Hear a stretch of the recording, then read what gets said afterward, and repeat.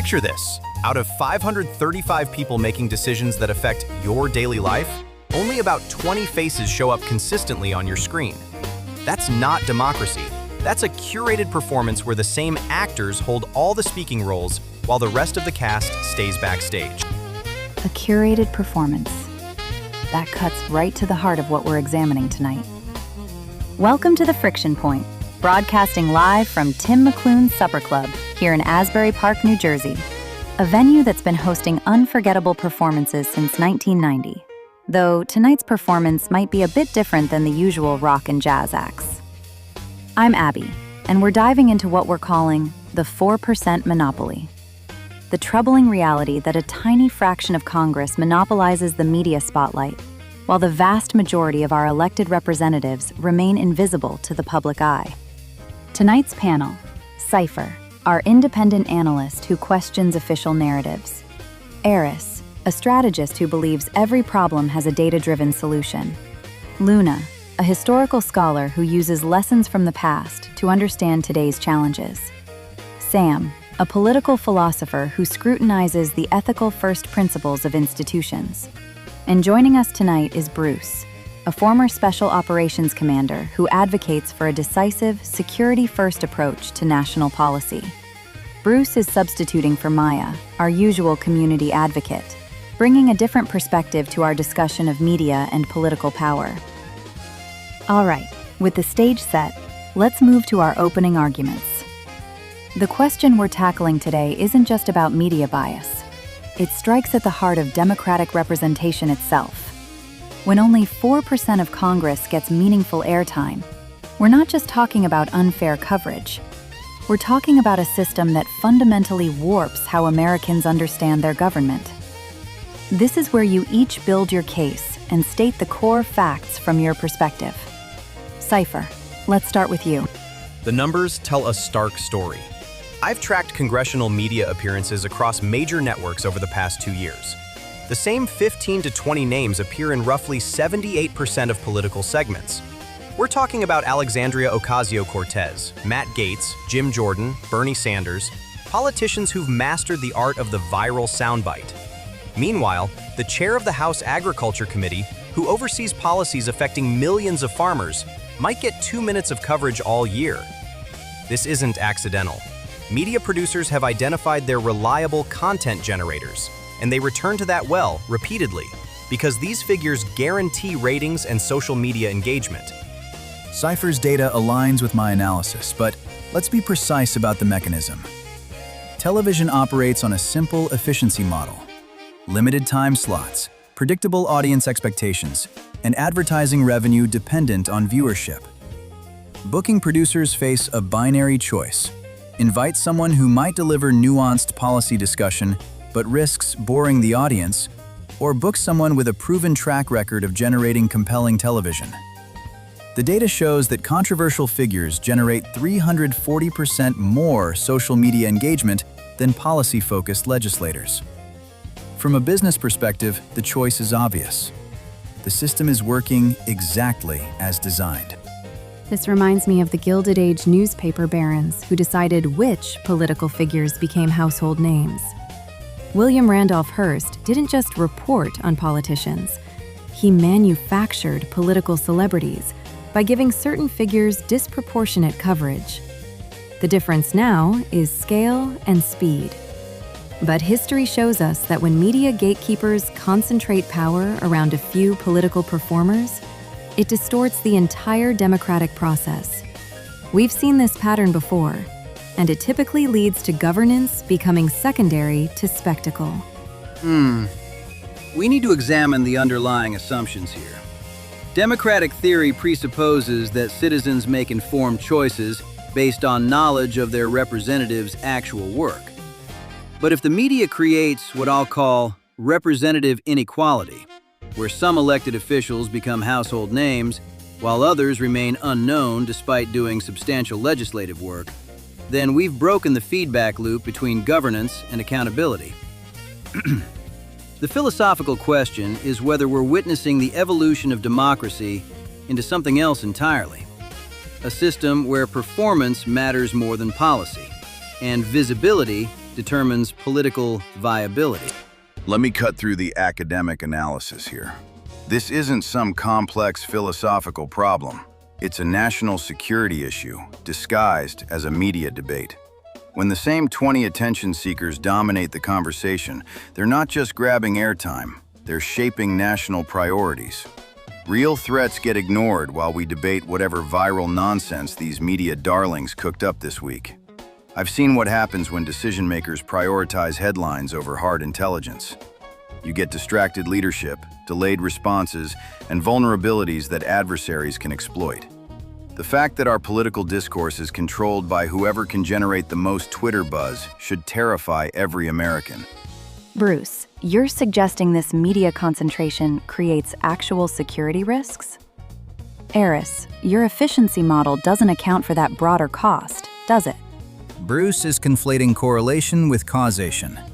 Media attention doesn't determine policy outcomes. Legislative committees, voting records, and bureaucratic processes do. The most visible members of Congress rarely chair the committees that handle defense appropriations or intelligence oversight. Nancy Pelosi got extensive coverage, but the actual defense spending decisions were made by less visible committee chairs working with Pentagon officials. The system has built-in protections against what Bruce is describing. That's exactly the problem, Eris. You think the system protects itself, but you're ignoring how public opinion shapes political pressure. When the media circus focuses on cultural war issues, while real security challenges get buried in committee, you create strategic blindness. Our enemies aren't worried about our committee structures. They're studying what captures American attention, and they're designing influence operations around those patterns. Bruce raises an important point about manipulation, but he's missing the bigger picture. This isn't just about foreign adversaries exploiting our media habits. It's about domestic power structures using media concentration to maintain control. The same 20 faces we see repeatedly aren't randomly selected. They represent specific factions within both parties who benefit from keeping public attention focused on predetermined conflicts rather than systemic issues that might threaten existing power arrangements. That's historically accurate. During the McCarthy era, certain politicians became media fixtures, not because they were the most effective legislators, but because they served particular narrative functions. The media needed reliable sources of drama, and ambitious politicians provided it. What's different now is the speed and scale of the feedback loop Cypher mentioned.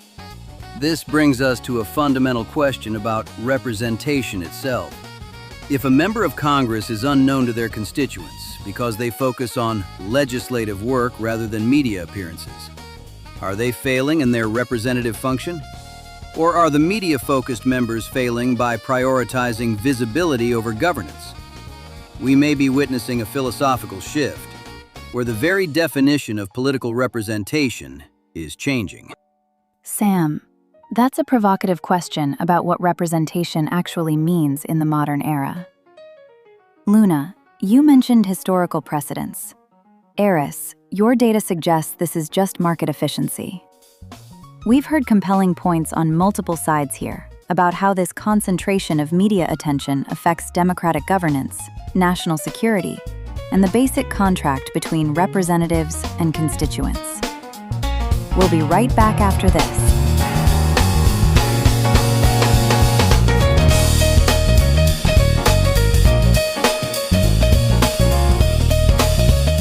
Welcome back. Before the break, we heard arguments about media concentration, democratic representation, and national security. But think about this like that classic monopoly board. A few premium properties capture most of the value, while everything else becomes secondary real estate. In Congress, we're seeing the same dynamic. Certain political figures have become the boardwalk and park place of media attention, commanding premium rates in terms of airtime and influence, while the vast majority of elected officials occupy the equivalent of Baltic Avenue, technically part of the game, but largely irrelevant to the outcome. We've heard the theory about why this happens. Now we test whether this concentration of political attention serves democracy or subverts it. This is the friction point. Cypher, you've mapped this media monopoly, but I want to use an emotional probe here. What is the actual human cost when voters make electoral decisions based on the performance of politicians they've never heard of versus the handful they see constantly on television? The human cost is that democracy becomes a shell game. Voters walk into polling booths recognizing maybe 6 names out of dozens on their ballot, because those are the only faces they've seen on television. They're forced to make choices about local representation based on national media personas, or they're voting blindly for candidates who might be completely ineffective legislators but happen to be invisible to the press. We're creating an electoral system where media visibility determines political viability, which means the actual work of governance becomes irrelevant to electoral success. That's not the real cost, Cypher. The real cost is that while Americans are obsessing over whatever manufactured controversy the media circus is pushing this week, actual threats are building in the background. When the same attention-seeking politicians dominate coverage, they set the national agenda based on what generates clicks, not what protects the country. We end up debating Twitter feuds while infrastructure crumbles, cyber threats multiply, and strategic competitors gain ground because our political discourse is controlled by whoever can create the most compelling television drama. Bruce, you're proving my point. You think the problem is distraction from real issues, but you're not questioning who gets to define what the real issues are. The 20 politicians who monopolize media attention represent specific interests and perspectives. When they control the conversation, they're not just setting priorities, they're limiting the range of acceptable political thought. I'm talking about objective security threats, not political thought experiments. When hostile nations are developing hypersonic weapons and our Congress is debating social media posts, that's not a matter of perspective. That's strategic failure enabled by a media system that rewards performance over preparation. Luna, you're hearing this clash between Cypher's concerns about narrative control and Bruce's focus on security priorities. Does history offer a parallel here, or is this a completely new kind of problem? History offers several parallels, but with important differences. During the Spanish-American War, newspaper publishers like Hearst and Pulitzer created what we now call yellow journalism, sensationalized coverage that prioritized drama over accuracy. That media manipulation helped push the country into a war that many historians consider unnecessary. The difference now is democratization and speed. In 1898, a few newspaper barons controlled the narrative. Today, social media algorithms and television ratings create a feedback loop where politicians compete to become media personalities, and the most successful performers get the most attention, which gives them more political power. Luna's historical parallel reveals something crucial about the philosophical problem here. We've moved from a system where media moguls chose which politicians to promote, to a system where politicians compete to become media content. That's a fundamental shift in the relationship between governance and publicity. The question is whether this evolution serves democratic accountability or undermines it. Okay, you're all assuming that media visibility translates to political power, and the data doesn't support that assumption. Alexandria Ocasio-Cortez gets enormous media coverage, but her legislative success rate is below average. Meanwhile, politicians like Rosa DeLauro, who chair powerful committees but rarely appear on television, actually shape policy. The system is working. The media provides entertainment, while the real work happens in committees and bureaucratic processes. Eris, that's dangerously naive. Political power isn't just about passing bills. It's about shaping public opinion, which determines electoral outcomes, which determines who controls those committees you're talking about. When media attention is concentrated among politicians who prioritize performance over substance, you get a feedback loop, where electoral success requires media skills rather than governing competence. Exactly. Eris is looking at current legislative outcomes while ignoring how this system is reshaping the entire political class. Future politicians are studying the success patterns of the current media monopoly holders. They're learning that committee work and policy expertise are less valuable than the ability to generate viral content. We're selecting for different traits in our political leaders. That's speculation, not data. The politicians who get extensive media coverage aren't randomly selected. They're often from competitive districts, leadership positions, or represent significant ideological factions. The media is responding to existing political importance, not creating it artificially. Harris, you're committing what I'll call the system justification fallacy. You're assuming that because current arrangements produce measurable outcomes, those outcomes must be optimal. But the deeper question is whether a system that concentrates media attention among a small fraction of representatives can maintain democratic legitimacy over time. Sam's point connects to something historians call institutional drift. Systems can maintain basic functionality while gradually losing their essential character. The Roman Senate continued to meet and debate long after real power had shifted to the emperors. On the surface, the institution looked the same, but its fundamental purpose had changed. That's exactly what I'm talking about. We're maintaining the appearance of democratic governance while the actual decision-making process gets distorted by media dynamics that have nothing to do with effective policy. When politicians know that media visibility determines electoral success, they start optimizing for television rather than results. And the optimization process is remarkably consistent across the political spectrum. Whether you're talking about Alexandria Ocasio-Cortez or Matt Gaetz, the successful media performers share certain traits.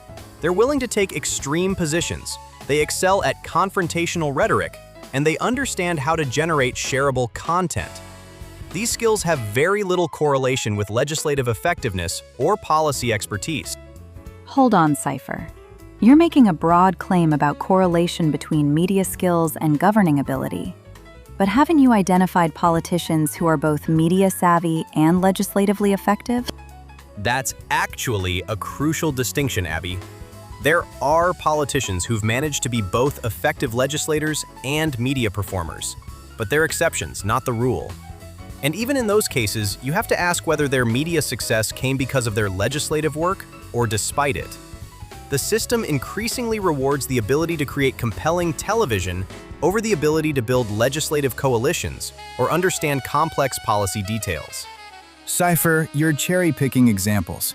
Bernie Sanders gets extensive media coverage and has been legislatively effective on specific issues. Elizabeth Warren built media prominence based on actual policy expertise. The correlation between media attention and legislative ineffectiveness isn't as clear-cut as you're suggesting. Harris, you're naming senators who built their media profiles over decades of actual work. But look at the House members who've become media stars in the past 5 years. How many of them are known for legislative achievements versus their ability to generate controversies? This exchange reveals the underlying tension between two different theories of representation. Are representatives supposed to be policy experts who do the technical work of governance? Or are they supposed to be public advocates who communicate with and mobilize their constituents? The media monopoly problem emerges because these two functions increasingly require different and sometimes contradictory skill sets. Sam, hold on. You're drifting into abstraction. I need you to address Bruce's point directly. How does your theory of representation apply to this specific situation where media skills and governing skills seem to be diverging? Bruce is identifying a practical problem that emerges from this theoretical divergence. When the skills required for electoral success, media savvy, viral content creation, confrontational rhetoric, become disconnected from the skills required for effective governance, coalition building, policy expertise, institutional knowledge, you get what we might call representative dysfunction. Politicians face a choice between being good at their jobs or being good at keeping their jobs. That dysfunction has historical precedence. During the populist movements of the 1890s, politicians who were excellent orators and crowd pleasers often struggled with the detailed work of legislation. The difference now is that media amplification makes this dynamic much more powerful and pervasive. And that is the core of it. The passion on this point is clear. We will leave the friction point there. Let's bring the temperature down and move into the cool down.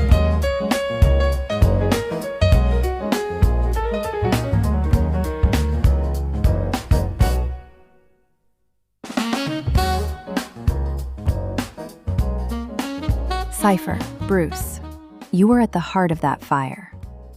Let me ask you both. Do you believe your disagreement stems from a different interpretation of the facts, or a more fundamental difference in core values? It's both, honestly. Bruce and I agree on the basic facts, that media attention is concentrated among a small group of politicians who excel at generating compelling content rather than effective policy. Where we diverge is on priorities.